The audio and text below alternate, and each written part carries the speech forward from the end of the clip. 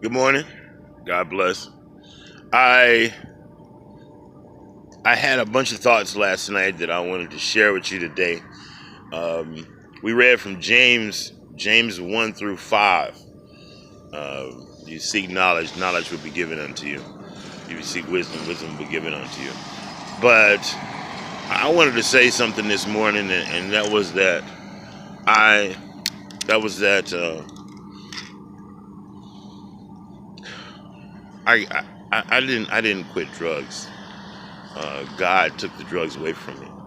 And it wasn't a decision I made. It was a decision that God made for me. That as I was taking this walk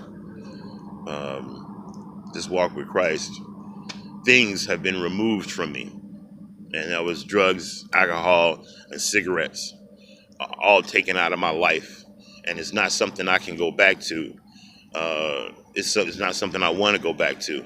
It was something that was part of me that grew with Christ, and including going to get saved. That was a moment in my life where I didn't make the decision. The decision was made for me. A voice said go, and I went, and I went to the front of the church, and that was it. I didn't need a second thought about that.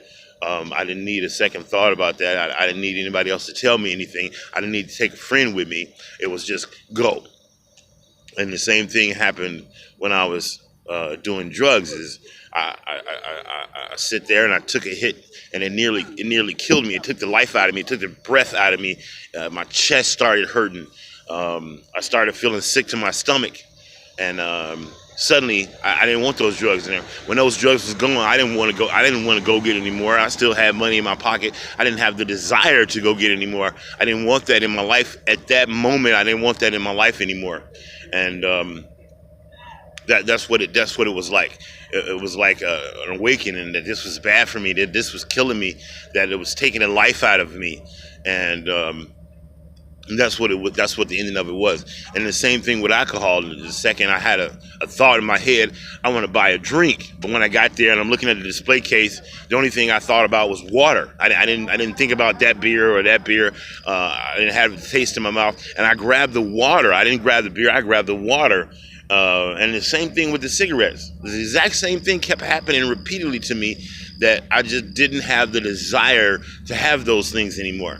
And that was amazing to me. That was amazing. If I needed any kind of justification or any kind of realization of what was going on in my life, that was it.